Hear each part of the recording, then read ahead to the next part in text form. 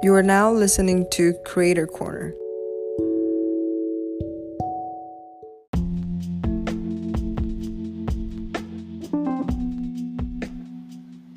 Hi everyone, welcome to Creator Corner.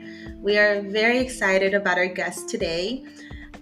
She is a stand-up comedian, really sharing comedy, specifically focused around her experience as a trans woman and sharing queerness, transness, mortality in her comedy. So we're really excited to welcome Sunny L Comedy across TikTok, Twitter, YouTube. Welcome, Sunny. Hi, hello. Thank you for having me. Awesome, Sunny. Yeah, we're very excited to chat with you today. And our first kind of segment of the pod is just a few rapid fire icebreakers to kind of get us in the groove and the comfort level, and just really enjoy our talks. So we just have a few questions. Again, a few rapid fire icebreaker questions for you. The first being, what is the craziest thing you've done for a laugh? Oh man.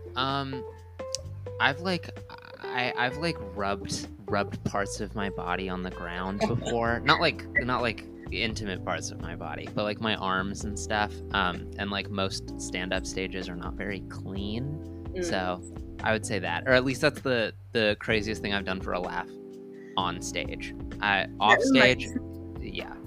Of a cat rubbing everywhere. Yeah. Awesome. And then our last one is, so what's the funniest prank you've ever pulled or been a part of?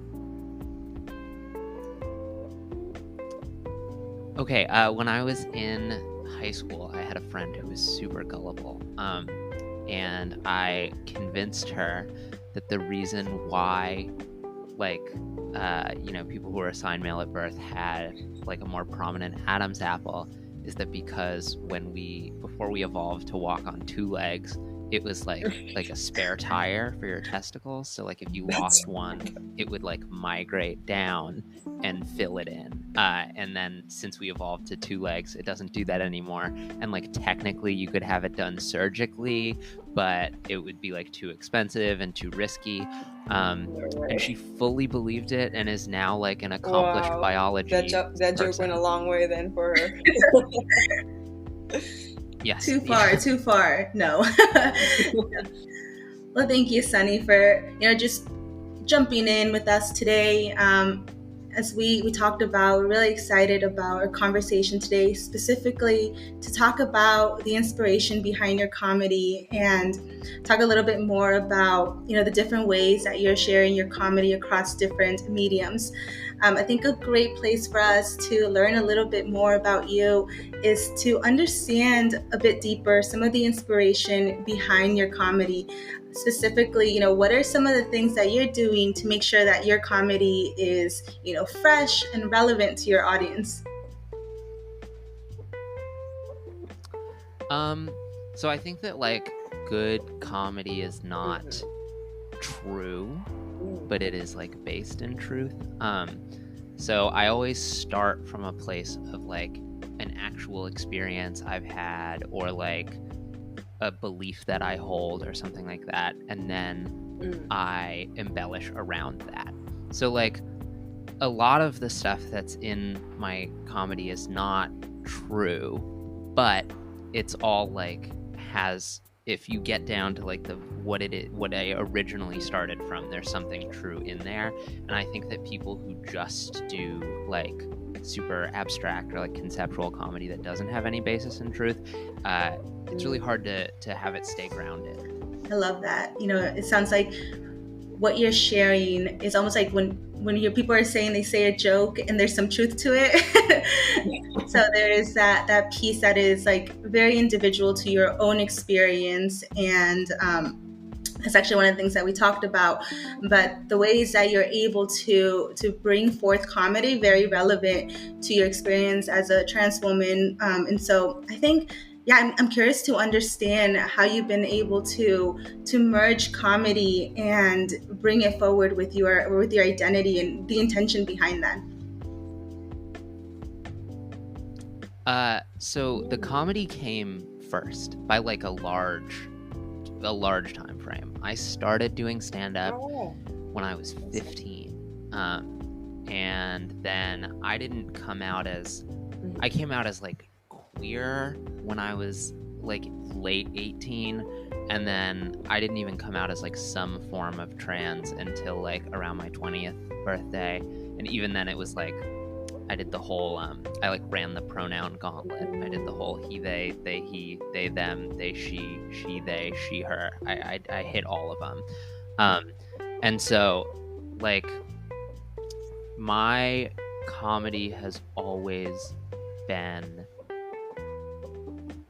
It's always based around things that are, like, on my mind at that time. And so when I was 15 and first starting out, a lot of my jokes were like, I think maybe I'm queer, but actually I'm just, like, a really horny teenager, and that's how teenagers think. And, like, you know, as we now know, that wasn't exactly true. But so I had this whole thing where I recognized, after looking back, that I was like, oh, this was... because I grew up in a very small conservative town.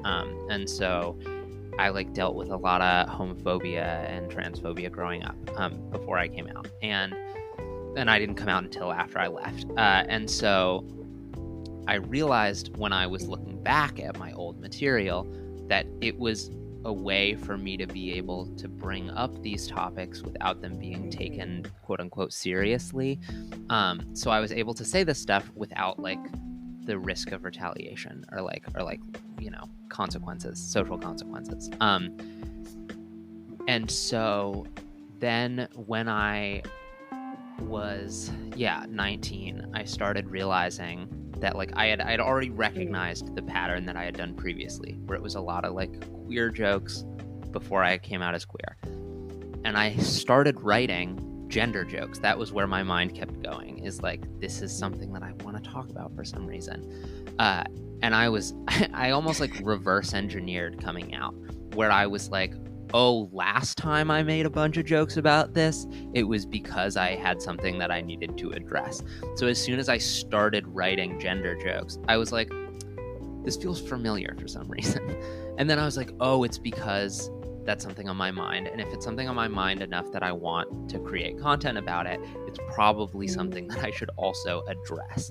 And so, like, I continued to do stand-up throughout the entirety of my transition so far, and continue to do stand-up now.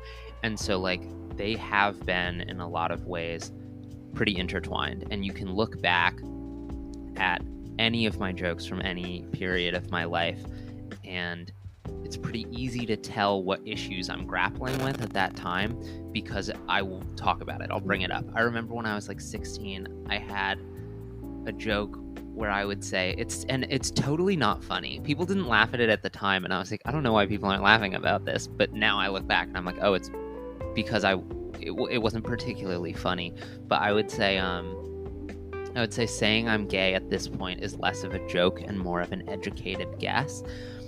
And that was just like, that's just, like, fully coming out on stage. But in my head, I was like, but it's a joke, so, like, no one's gonna take it seriously. That's pretty powerful, Sunny. Sounds like you had this medium of using your jokes to really try to unpack and unravel what is it that you're feeling inside and how you felt inside, in terms of coming to, you know, a realization of who you are and your identity, but being in an environment where you couldn't do that freely.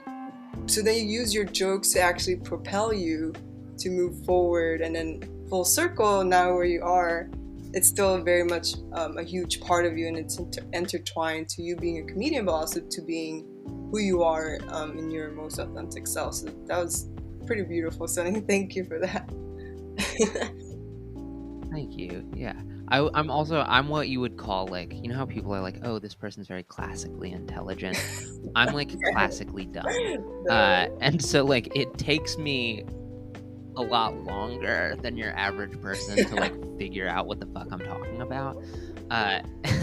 And so, I don't know, literally speaking through this stuff out loud helps me gain like a deeper understanding of like not only what I'm talking about, but also like my it's intention. beautiful. I mean, I think everybody has their own timeline, their own paths of when they come into, you know, terms into their identity or even what they're feeling inside. So, but I like the word classically dumb as well, so we'll take it. But we're curious, Sunny, you know, you mentioned that you grew up in an environment where your jokes couldn't, like, even though they had some truth to it, it was very almost tabooed, if not tabooed. Like, can you talk a little bit more about certain comedians or performers that inspired you, that had major influence in how you present your art now and your jokes? So this is not like a current influence. I think that I've moved away from this as I have grown up, but the biggest influence on my comedy of all time was John Mulaney. I loved his stuff. I started listening to stand-up in middle school. I would listen to the stand-up comedy radio station on Pandora, and so I wouldn't even get like full specials. I would get like, you know, a 5-minute joke from each comedian, and I loved John Mulaney. And I also loved this comedian Hannibal Buress. And so Hannibal Buress was doing a show. I grew up in Western New York. Hannibal Buress was doing a show in Ithaca, which was like, you know, like an hour-long drive away from my hometown. And so one of my friends wanted to come with me, and I convinced my parents to drive us to this show. And because it was at a college, like all the tickets were like pretty cheap and also like general admission. But then the Bill Cosby thing happened. I don't know how familiar you are with this, but like Hannibal Buress was doing this tour, and I want to say it was like 2013, around that time, probably 2014. He was doing this tour, and he told a joke where he was like, I'm like not big as a comedian. If you Google Bill Cosby rapist, you will get more results than if you Google Hannibal Buress comedian. And someone filmed that joke and posted it online, and it went viral, and people started Googling Bill Cosby rapist, and that's a large part of how all those allegations like hit the mainstream is that joke went viral and people started Googling it, and then they were like, oh, there's like a well-documented history of allegations against Bill Cosby. So it kind of kicked off that whole thing, and so Hannibal Buress got a ton of hate for that, and he had to stop the tour. But it was really last minute, so they didn't cancel the show. So they brought in another comedian who had been touring the area at the same time, which was John Mulaney. And John Mulaney and Hannibal Buress were my two favorite comics at the time. And so I was like sad that Hannibal Buress wasn't coming, but I was like, oh my God, I got another one of my favorites. And so I showed up really early, and I managed to be like first in line, and we sat in the front row. And partway through the show, he's like doing crowd work, and so he starts asking, you know, people questions, and he asked me what my major is, because I was wearing an Alfred University sweatshirt, which was the college in my hometown. And I was like in middle school, so I was like, I don't have a major. I barely know what day it is right now. And so he asked me a couple more questions, and I was like trying really hard to be funny in response, which as a comedian myself, I now know is super annoying when the audience tries to do that. But like, I was really young, and he could tell that I was trying, and he recognized that I was really young. So he was like, hold on. And he went backstage, and he came back out, and he had a second microphone, and he handed that to me, and we had like a whole conversation. In my head, it was like 5 minutes, but in retrospect, it was probably almost definitely shorter. We had like a little exchange, and then he took the microphone back, and he finished his set, and then as he was leaving, he like shook my hand and my friend's hand, and then he left.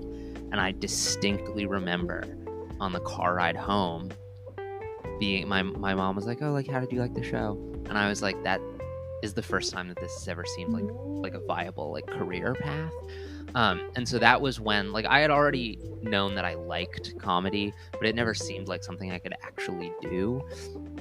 But that night was the first time that I was like, oh, this is what I want. This is what I want.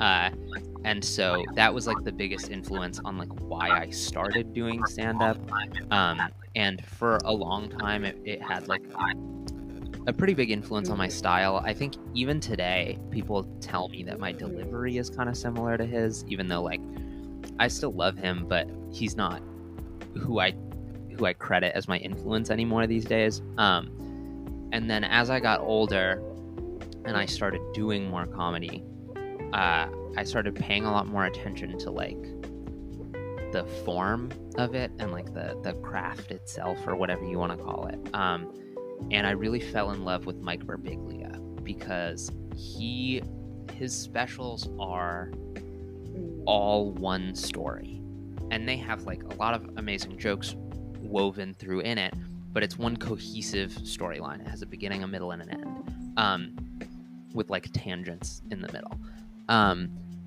And as someone who watches a lot of comedy, I would watch comedians who didn't have that, specifically Anthony Jeselnik, who's like very funny. His jokes are like perfectly written in like the classical sense, where it's like there's not a single word that you could change or remove from any of his jokes and have them be as funny. They are like as tight as you can possibly have it, but they're kind of about nothing. And so I would watch his specials and I would get 15 minutes in and I would be like, it's just the same thing. Every joke was different, but it was all the exact same setup, which was like the setup makes you think it's going one way, and then the punchline takes it in like an absurd and different direction at the last second. And so after I couldn't watch the whole special because I got bored by the end. And so Mike Birbiglia with his stuff, I felt so much more engaged over a long period of time because I was following the arc of his story. And so I was like, okay, I really want to do that. And then my senior year of college, as I was writing my special, I was TAing a class about comedy. It was called Hate, Hope, and Humor. And it was a lot about like, it was about comedy, but it was mostly about the like, socio-political side. It was like a media studies class where it's like, oh, what does this comedy say? And we watched Nanette, which is a special by Hannah Gadsby. And some people are like, it's not really comedy, and like I don't know, I kind of get where they're coming from with that, but the whole thing is that the whole special builds into this one moment at the end that's like really serious, and she talks about an assault that she experienced, and in that moment they talk a lot about how like how the job of a comedian is to make you uncomfortable in the setup and then resolve it in the punchline. And that's, a lot of people theorize that's where laughter comes from, is like once it's resolved, then the relief of that is why we find it funny. And they did this whole thing at the end where they're like, I'm not going to give you that, because giving you that relief and encapsulating these shitty experiences that I've had into bite-sized, digestible stuff for an audience to laugh at is taking like a direct toll on me, on my mental health. Encapsulating these horrible experiences I've had into something that's funny and not off-putting is taking a toll. And so I watched that special and it really opened my mind about like what comedy can do, not just like what it can be, right? Because like we all know that comedy can be funny, but they had a specific message in that special that was impossible to miss, where it's like you come out of that feeling like you've like learned something. And it was like emotional. When I TA'd it, people had to leave the room because it gets really dark. And so I think that my personal philosophy in my life, not just in comedy, is that like just because something is important doesn't mean that it has to be taken seriously.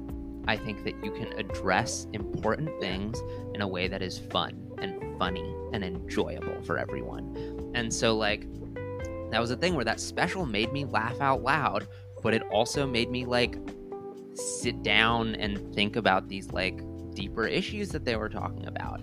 And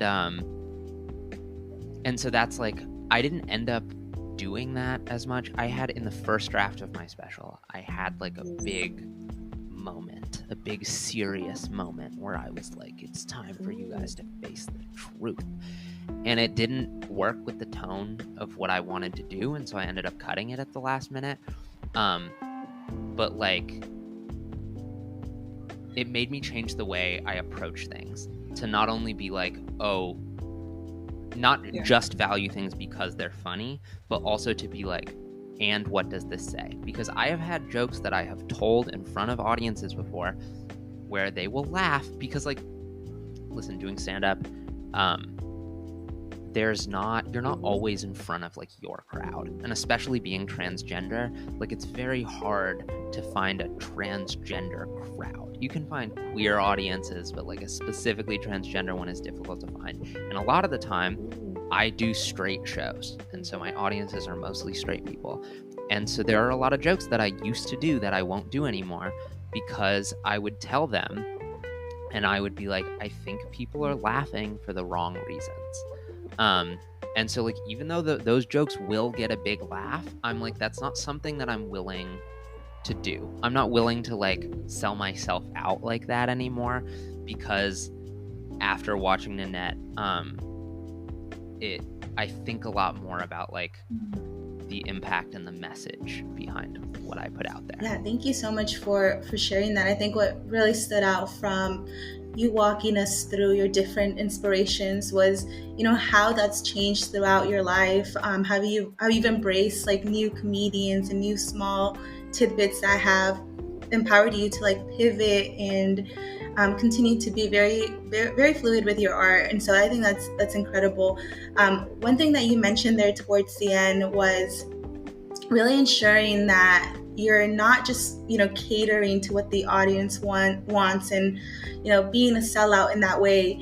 And so I'm curious, how do you balance that in terms of the different mediums that you're sharing your art across? And I know I mentioned like YouTube and TikTok. How do you ensure that you stay true to yourself while you're sharing your content across different audiences?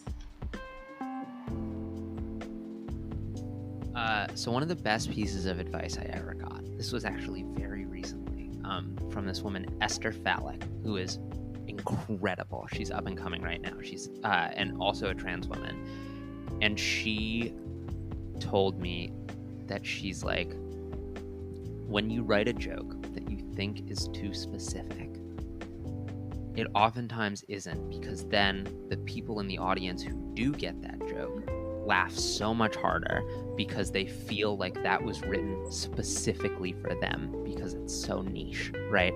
And then the people who don't get the joke maybe don't laugh that hard at that one, but they lean in and they listen harder because they're like, well, clearly that was funny because other people laughed. Why didn't I get that? And then they'll pay closer attention. And so I think that like attempting to own, I think that, you know, there's a certain degree that like, of course you have to listen to the audience because that's where all of your support is coming from. But if the only thing that you care about is audience feedback, that's a very quick and easy way to become unremarkable, where it's like people will like your stuff and that's great, but there's no differentiation between you and another comic because like you don't have anything special if you're constantly trying to appeal to the broadest possible audience, right? And I think that like, and no shade to people who do that, like that's huge for a lot of people, and a lot of people are super successful at that, like Jim Gaffigan's comedy is funny to everyone. You can be like old, young, you know, queer, straight, skinny, fat, whatever. Somebody doing a joke about Hot Pockets is gonna be funny to everyone, and that's why he's so huge, is because his jokes have the widest appeal. But there's also not a ton of people who like would call Jim Gaffigan their favorite comedian, you know? And so I think that like, of course it's a balance, right? Like I do listen to my audience, and there are some jokes that I will try where I'm like, I know this is funny and I will do it, over and over and be like, I know it's funny, and the audience never reacts well. And like at that point, like after I do it, like if a joke bombs more than 3 times, I'm like without having anything good happen, if it bombs more than 3 times in a row, I'm like, okay, I have to make some adjustments, because what's funny to me is clearly not funny to everyone else.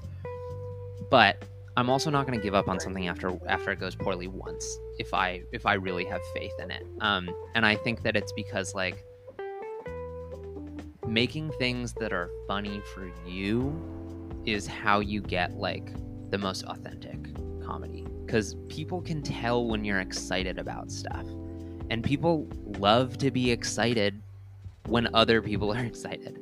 Like there's nothing I love more than getting someone to talk about something they're really passionate about, where it's like all of a sudden it's not even a conversation anymore, it's just the other person talking at you for like 20 minutes about like, I don't know, knitting. I had a friend in college who was really into knitting, and I know nothing about knitting, but I would ask her questions about it and she would just go off.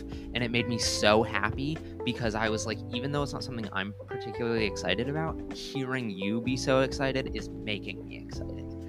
And so like that's how I feel with stand-up stuff, where it's like if it's a concept that I'm really excited about, it makes it a lot easier for me to like deliver it correctly, because the audience is going to pick up on the fact that I think it's funny. Yeah, no, that's a beautiful way to... I like how you said, like, just don't give up on the first try. Like, you know deep down that you have that joke. You're going to hit that joke eventually. Let me try it 2 more times, and if it really bombs, then maybe I should reconsider tweaking the joke a little bit. So that's really awesome to hear that, Sunny, because I do think, to your point, a lot of comedians want to appeal to a greater audience, but to what point are they jeopardizing their authenticity, and to what point do they jeopardize being like someone's favorite? So I like how you made those points of like, they could appeal to a wide audience, but are they going to be really memorable to, you know, a group of niche people who might really love them and either cast them as their number one comedian? Yeah. So I had one specific joke this summer that I was like, I know this is funny, I know it. But the punchline was a pun about the Unabomber, which is like an old reference. And also, like, if I say the Unabomber, people are like, okay. But if I say Ted Kaczynski, not everyone is like immediately on board. And so I spent probably 2 months working on that joke, where I would bring it to like every show, every open mic. I would try and do that joke. I literally called friends and I was like, I need help making this joke work, because I know it's funny, but I can't get people to laugh at it. And when I finally figured out like the correct phrasing to get people on board, it ended up being like one of my better jokes. And I'm so happy that it did end up working. But like even that joke, it like if it does well, it does super well. But like there's like a good third of the time when people don't get the reference and the joke just doesn't work at all. And that's one of those things where it's like, got to get me in front of the right audience, because it will kill in front of the right people if I deliver it correctly. But like I don't know, I had to have faith in that to be like, I know this is funny, I just need to figure out how to make other definitely. And that sounds like a very proud moment, you know, taking that 2-month period of like, I'm gonna get this, and I need to be in the right audience, I just need the right people to just really understand where I'm getting to the root of this joke, and because I know it's really funny. Can you just also, you know, that was one proud moment, but can you share more of those, you know, those light bulb proudest moments you've had throughout your career thus far? Okay, so I think that there are 2 that like really jump to mind. One of them is the first night, both nights really, but the first night of the taping of my special. I came out and people went buck fucking wild. Like people were cheering and clapping, and like normally, you know, I run up on stage and I immediately start But this time I had to wait. I had to wait for people to stop cheering.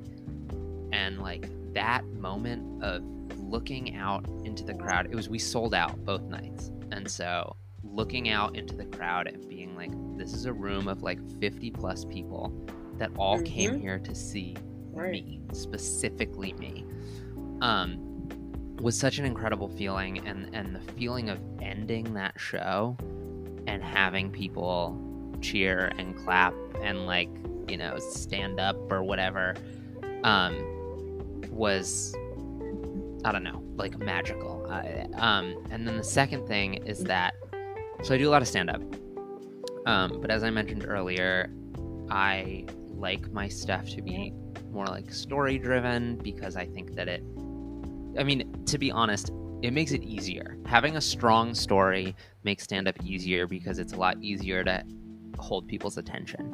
And so over the summer, you ever watch the TV show Girls? No, I haven't. The Lena Dunham show. It's like, I don't know. It's like funny, but it's also like very Lena Dunham. When people, it's one of those shows where I'm like, I really like it, but when people don't like it, I don't like fight them on it ever. And so there was one episode where she goes to this thing called a Moth Story Slam, and she wins her first time, and it like launches her career as a writer. And I was like, oh my god, that seems, and it was a storytelling open mic, and I was like, that seems so fun. I wonder if that's real. So I googled moth storytelling, and it turns out it was real. Oh, wow. Apparently it's like a huge thing. I had no idea at the time. And so I was like, okay, I'll sign up for one of these, like I might as well. And it was like $20 to get in, which for an open mic is criminal. But I was like, I'll try it once, whatever. And I get there, and it's probably like 250 people in this room, and you're not guaranteed a spot. Like, you get a ticket as like an audience member, and then you put your name in a bucket, and they pick 10 people. And so I was sitting there like, oh, okay, I did not know that this was such a big deal. I'm not gonna get in on my first try. I was gonna say your name got pulled. I did. They called my name. Yeah. And it's the most people I've ever performed in front of, and I've like never been so nervous. And you get up there, and this happens a lot during performing, because people are like, oh, like stand-up is such a big thing between you and the audience, like that's got to be intimidating. But if they do the lighting well, you can't see the audience. The audience is dark and you're really bright, so it's just like a void that you're speaking into. And so I got up there, and I was like really shaky, and also because like sometimes they will put the stories from those events on the radio, and so because of that, they're like very nitpicky about the audio quality, which means that they don't let you touch the microphone. And like all of stand-up is holding the microphone. And so I was like, not only am I in front of all these people, but I also can't touch the mic. And so I was like, I don't know what to do with my hands. I think I kept them behind my back the whole time, which was weird. But I told this story that was like not directly from my special. It was adapted from my special. For those of you who have watched it, it was the like rock in my shoe bit. I turned that into a 5-minute story, and the person called my name. They pronounced my last name wrong. I couldn't touch the mic. They had to adjust the height. I was like sweating, and I finished the story, and people were like cheering. And then the whole thing is that you get like there's like judges, and they give you like a score out of 10, and then at the end of the night they like add up all the scores and like see who won. And I got back into the audience, and I had gone there by myself, but I had like made friends with people who were sitting right next to me, and they were like, when you got called, we did not expect you to actually do a good job. And the people in the like, when the judges were like saying their numbers, there was someone in the back yelling like 10, give her a 10. And wow. I ended up winning, which is like crazy for my first time. But not only that, I got there was someone in the audience, not in the audience, she also told a story. And so like at the end, everyone who tells a story like takes a picture together. And this woman was like, oh, can I like take a picture with you? And I was like, yeah, of course we can take a picture together. I'd love it. She tags me in the picture, and I'm like, so I get tagged on Instagram. I get a little notification. I'm like, oh, like that woman was really nice. I look at her page. She's verified. And I was like, oh, that's weird. And she has like a couple 100,000 followers. And I was like, well, that's super weird. Right. But I didn't really think anything of it.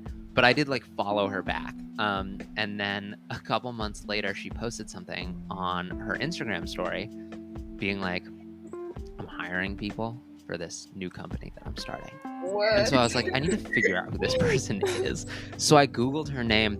She founded Refinery 29. She was like the founder. Right. And I was like, what the fuck? And so I was like, I might as well apply for this job. Like, I don't really have anything else going on. And I did. And because I met her at the story thing, she was like, oh my God, I loved your work. I would love to work with you. And so I ended up like getting a job through that. And it was the most people I'd ever been in front of. And like, I don't know, getting judged. Listen, I'm starting to come to the terms at 22 years old. I'm starting to come to terms with the fact that I am high strung. I tried really hard for most of my life to be like, no, I'm chill and laid back, but I'm not. That's not who I am. And so like, I'm so competitive. And so having something where they judge you is like was my thing. And so then when winning at a thing that I'm like, this is the thing that I like to do, was it was so good. Amazing. It's a great story. Thank you for sharing that. I felt like even just like hearing you talk through all the emotions, I was feeling them too. Win. I was like, I felt like she win. Yeah, I felt like there was a happy ending there. But Sunny, it's been so wonderful to just hear your thought process around how you approach your form of comedy. And we talked a little bit about, your audience and, just the importance of, you discussing how you don't want to ever move away from being your authentic self. And so I'm curious, in terms of like other maybe young comedians, people that are a bit nervous about getting started, what is something that you hope that they, like 2 takeaways that you hope they learned from our conversation today?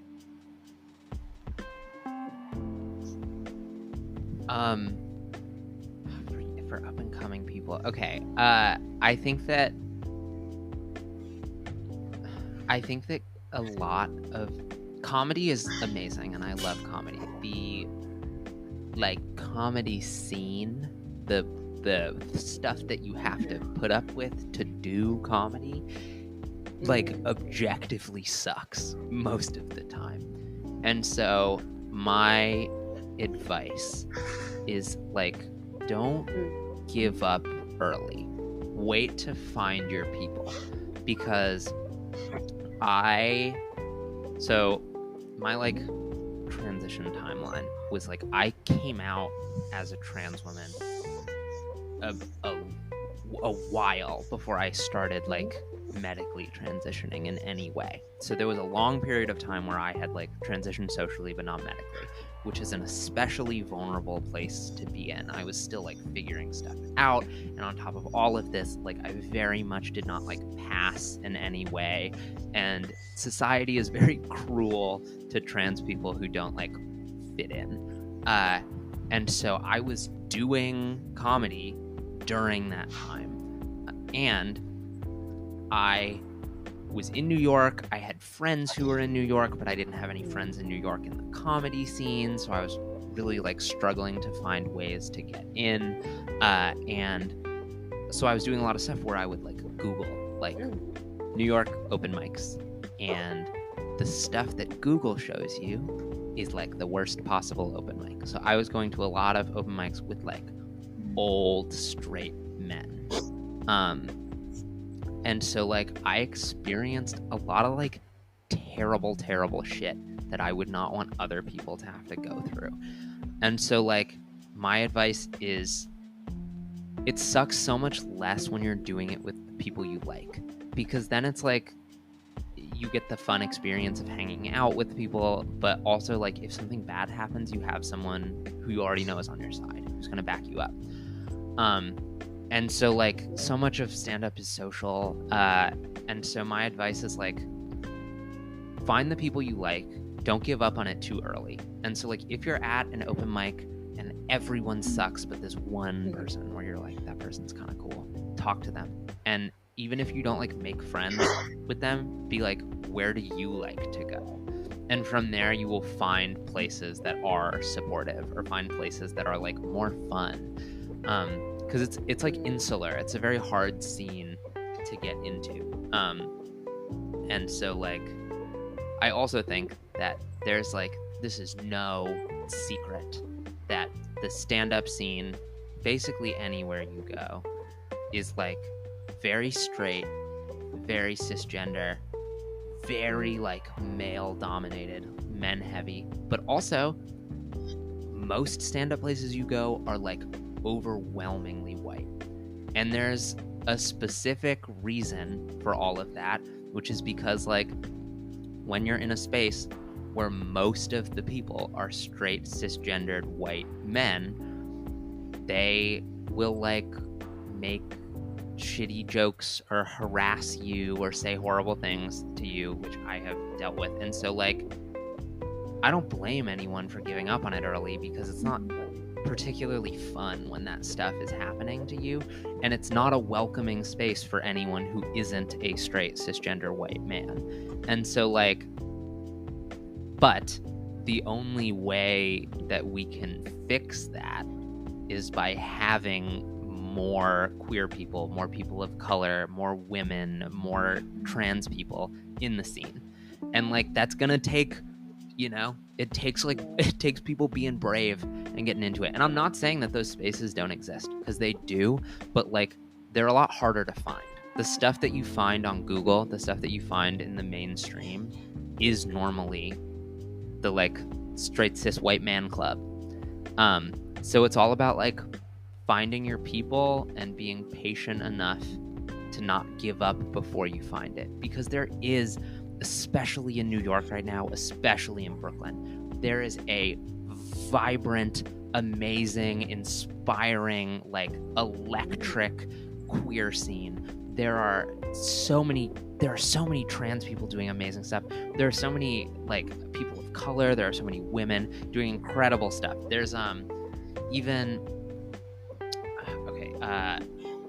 Sereni, her last name is I want to say Weera Sakara. She runs this show called Earth Tones, I think, that is like a queer women of color show. And like you look at the lineups that she gets, and they are incredible. They're so much better than like the tourist traps that you'll go to, or like even this woman Ella Yerman runs a show in Brooklyn. It's a monthly show that's only transgender comics. And like you can stub your toe on a queer show walking around Brooklyn anywhere you go. So it's like these things do exist. There are some truly incredibly funny people out there doing some amazing stuff. You just have to put in the effort to find it. Yeah. One thing that really stood out just from you sharing those very insightful words was the importance of community and finding your community. There's a lot of pressure to being the only person that looks like you or has this experience that's similar to you in a space, and it's much better when you're not doing this alone, when you have a community to rely on. And so just hearing you talk about the different communities that you found in like vibrant communities that are happening in Portland and New York, and having to be very intentional of finding them, looking for them, and not just staying within these like white male spaces. It's something that you have to like push through. And so one key takeaway from just hearing you speak is definitely that importance of community and being grounded in those folks that have your back, that you can call. And you mentioned calling your friends and running a joke by them and be like, how do I make this funnier? Like people to rely on. So thank you for sharing that. Yeah, and I guess to segue into like our next question is, I know well, we know that Queer Enough was one of your biggest project, your biggest launch as a culmination of your college career. Can you tell us an audience about like any upcoming projects or initiatives that you hope to work on, and what excites you about these new projects and coming up in the pipeline? Yeah, so Queer Enough was like my big thing. And then after that, I'm like, I just published all of my best jokes. So now if anyone comes to my shows, they've seen all my good stuff. And so I have to like rebuild. And so in my like rebuilding, there's some stuff that I've been excited about, but also I'm like, Queer Enough was the beginning, and I'm kind of adapting stuff for like I'm building on top of that.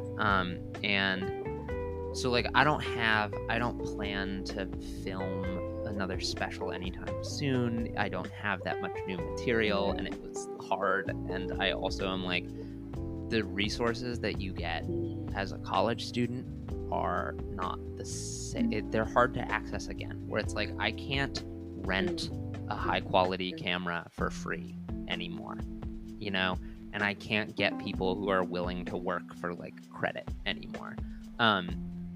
So that's like makes things a lot more difficult. But I've always thought of it like this, where it's like TikTok and all that stuff, my internet presence is second. It is like the vehicle that I use to help promote my live stuff. But like doing stand-up in person has always been the goal. And like doing stuff online is just like a means to that end. And so like, while I don't have any specific projects that like I'm planning on publishing that are coming out anytime soon, I am doing a lot of stand-up that I'm excited about. At the beginning of next month, I am going out to Kentucky to do an hour, which is like not like a completely new hour, but it's not Queer Enough. I've changed probably half the jokes from that special since then. So I'm going to be testing that hour out in Kentucky next month at a college. I've done a couple other college shows. I've been nominated for Queer of the Year at a queer comedy festival in Pensacola, Florida. That's happening like over Memorial Day weekend. So what I'm really excited about is like, I want to travel. I'm not like rich, and I never have been, and I probably never will be. And so like travel is not always like a super viable option for me, because I'm like, I have to pay rent, and I have to like cover my transition costs, and I have to eat food and all that stuff. So like I can kind of only justify travel if I'm doing it for a specific reason. And so like, but I want to travel. And so my main goal for the next like, I don't know, 5 years is I want to see as much of the country as I can through doing stand-up there. I've never been to Kentucky before. I've never been to Florida before. Those are both like new things that I'm doing this year, and hopefully I will have more of those shows. You know, I think that the greatest thing that my internet presence has done for me is that like normally to get college shows, you have to go to this conference. The name is an acronym. It starts with an M, not an M, an N, but I can't remember what the acronym is. It's like NEMBA or NYCHA or something. And it's this big conference that like all the like student affairs people from all the colleges go to, and a bunch of comedians will perform, and then they decide from there. All the colleges will be like, oh, these are the people we want to book on our shows.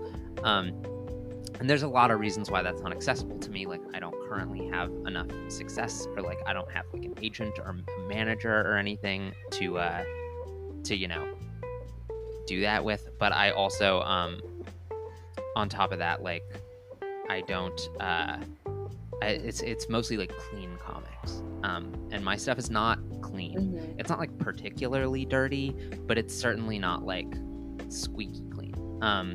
And so having an internet presence has made it so that people will reach out to me directly. And I've gotten a lot of gigs through like college queer centers being like, oh, we want to bring a speaker to campus, will you come? And I'm like, yeah, absolutely. So yeah, if you want to, you can reach out, sunnylcomedy@gmail.com. If you would like to book me, I do travel and I would love to travel more. Yes, well, you heard it here. Sunny's available for bookings ASAP anywhere in the country. So I know that we're a little bit on time here, and we want to be mindful. We want to transition a bit to a quick little closing, which we'll do a quick would you rather. It's meant to be quick, so no need to, just whatever comes to mind first here. The first one that we have is, would you rather be the only comedian in a world without laughter, or the only person in a world without humor?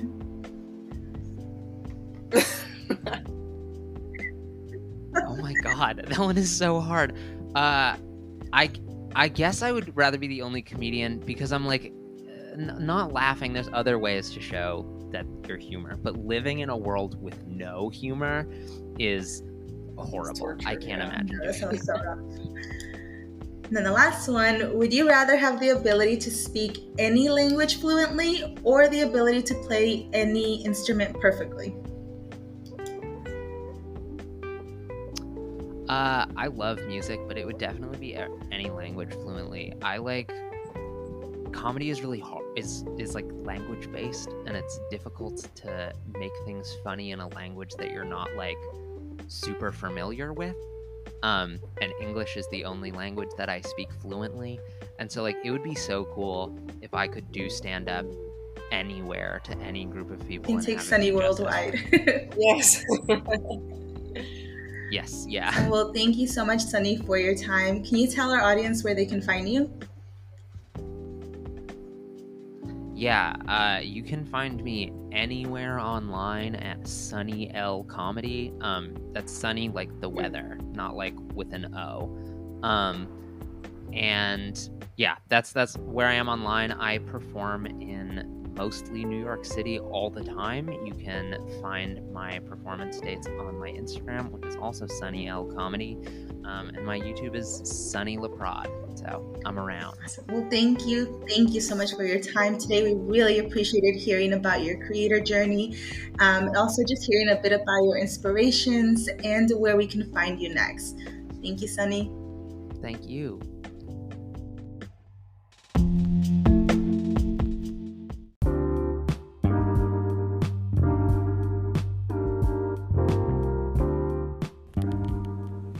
Thank you for tuning in. Creator Corner is a podcast production presented by the Ars Network. It is hosted by Dalia Zaragoza and Mary Figueroa. This podcast is edited and produced by Muhammad Abdullah Kawish.